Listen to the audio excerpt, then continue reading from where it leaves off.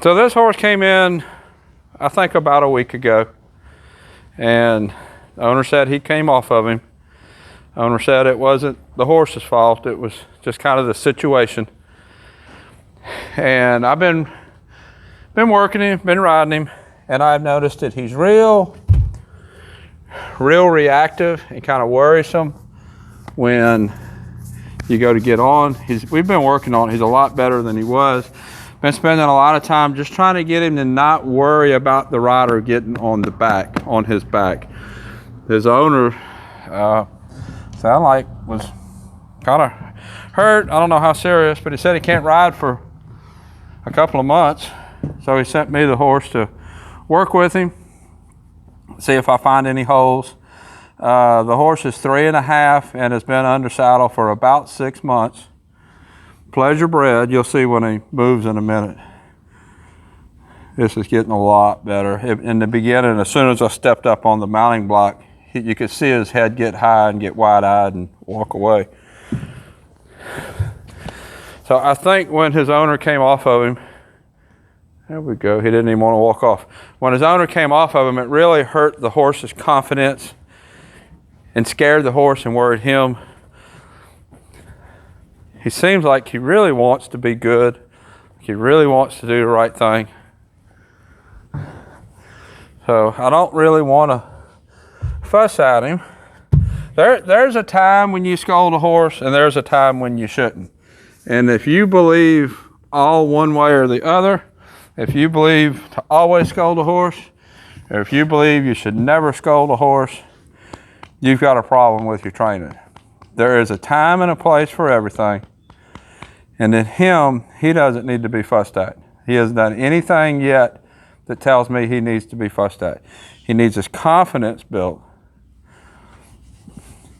Seems like a pretty nice horse. I'm gonna walk him one more time. See how I'm not in any rush to get on him. There, big exhale there. Not in any rush to get on him. I want to build his confidence. I want him to understand what's coming, what's happening. That helps a lot with confidence, just his understanding. I know nothing about how he was started. I live in Mississippi on the coast. His owner has a lot of cows up in the Mississippi Delta. I think he said he's got about 400 mama cows. And he mainly wants this horse to move cows around from one pasture to another. So the horse, he said he's been working cows on him. I have no doubt. I don't disbelieve anything that the owner told me. Everything that he has told me has held true with the horse. We just need to get his confidence up. Good boy. Good boy. Rather him not walk off quite yet. He did anyways. I'm not going to just haul back and pull him to stop. I'm going to take a hold of one rein and encourage the stop. But I'm not going to just haul back and pull on him. There we go. I'm trying to build his confidence, and just hauling back and fussing at him for walking forward is not what I think this horse needs. He walked off without me asking. We're just going to walk another circle. Notice I don't have spurs on today. And I've talked about how important it is to ride with spurs. But with this particular horse, I don't know the situation of what happened when his owner came off. Horse could have stumbled. Horse could have been spooked by a cow. Could have stepped in a hole. Could have been just a lot of things that nobody had any control of.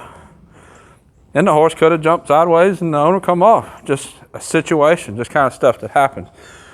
But I don't want to gig him with a spur on accident if he goes to jump. Now, we've been riding him about a week, and he has not jumped a single time with us. He's actually been really good. When he first came in, I first started riding him, he was very wide-eyed, very worried. And I think that, let's go forward, see how I'm starting to need a little bit of spur. Now I can put leg on him, and I have pretty good steering with just my bare heels. But when we first started, he was pretty wide-eyed, pretty worried. like he was worried he was going to get in trouble, like he was worried he was going to do the wrong thing.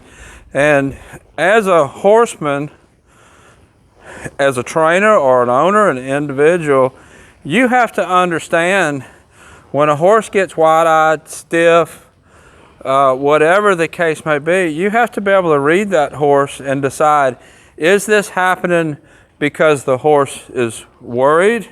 Is this happening because the horse is generally a good horse and don't want to get in trouble, like what this horse is? Is this happening because this horse is generally defiant and wants to do something else besides what I'm asking? That's all the kind of things that you as a horse person need to be able to read. If you can't read that, you're going to get hurt. You're going to get in trouble because eventually you're going to misread it and read the wrong thing. In the beginning, he was very wide-eyed, wouldn't stand to get on, didn't really know if he was going to buck or not. I didn't think he was going to, and he didn't. He was worried. Now let's walk forward. Now you notice as I'm riding him forward, I'm not holding real tight on his face. I'm giving him his face. I'm not giving a lot of slack to him. I can get a hold of him if I need to, but I'm not holding him real tight. If I hold him real tight, I'm going to scare him. He needs to be able to look around so that he can look around, comprehend, understand what's going on. Now I'll turn, a little bit of left rein, right leg. He's been moving really nice off our legs, been steering really nice. Have not had any issues with him yet. I have not found the hole, or have not found a hole. There may not be one, but I have not found a hole of why his owner would have come off of him. And might have not been the horse's fault, might have not been the rider's fault. Might have just been a thing that happened. So let's go ahead and ask for a trot. I'm gonna gather my reins up a little bit so that I can take a hold of him if he does do something wrong. See how he's kind of pulling on me. That needs to get better. Let's go forward.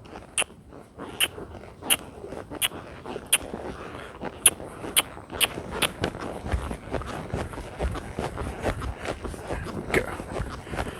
Now I'm gonna get a little bit softer with my hands, give him a little bit more slack. Still not going to give him so much that I can't get a hold of him if I need to, but I need to give him enough slack that he can relax. If I don't give him enough slack that he can relax, he's not going to relax. He's going to continue to get more and more worried. It's kind of like I'm old enough to listen to an AM radio station. I think probably quite a few of you that watch my videos are. And when you listen to an AM radio station, and for me it was WWL out of New Orleans, and there would be static on that AM radio station. You could hear what they were saying, you could understand what they were saying, but it was static. It was staticky. And if you listen to that radio for very long, you would almost tune it out and not even hear anything that was said. But FM radio came in very clear, and you can listen to it for a whole lot longer and stay tuned into it, pay attention to it, because you don't have that static. Well, if I ride this horse and I maintain a lot of contact really early before that horse is ready, that horse isn't going to know what to do with all that contact. It's going to be like static to him because he doesn't understand it. Even if I have correct contact, he's not going to understand. So what I have to do is ride him a little bit softer, be very plain with what I tell him to do. Take away as much static as I can, ride forward, get soft. Left rein, both legs, and forward, get soft. So take away as much of that static as I can. As the horse's understanding becomes better, as they progress in training, they can comprehend and listen to you through the static. And it's not so much that it's through the static, it's the static kind of goes away.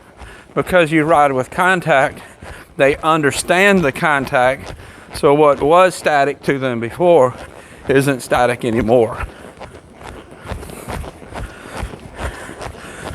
So it's taken us probably a week to get him relaxed, calm down, not wide-eyed, gain his confidence. Let's turn around and trot the other way. Gain his confidence so he doesn't feel like he's going to get in trouble. Now we've loped him some, trotted him, all like you see. I'm not going to lope him today. Just going to trot today and trot and steer. Every horse that comes in has a lesson plan. Horse starts it wherever he is when he comes in. And then I have one question. I asked the owner, what are your goals? What do you want to do with this horse? And from those two, that's where I developed a lesson plan. Where we're at, where we want to go. So the first part of that lesson plan is he had to get more comfortable with us, with what we were asking him to do. Get relaxed, trust us. Now, we have his trust. It's time to start moving into the next part of that, which he's already been moving cows. We're going to put a little bit of pressure on him as far as moving cows, but we're gonna drag some logs. We're gonna get him used to a rope if he has, and I don't know if he's ever drug anything or if he's been roped off of, but we're gonna do all that because that's all stuff that he might do on what his job is going to be, which is going to be to move cows around. So this is Rooster. I'll make a playlist. This is the first video I've done, so there won't be any other videos in this playlist until I make another video. But you've seen him. This is a really nice horse. Wants to do good and isn't giving us any trouble, even though his owner did come off of him and apparently got hurt, which I'm not sure. May have been the horse's fault, may have not. Don't seem like it was the horse's fault, but we're going to keep riding and see. So until next time, thank you for watching.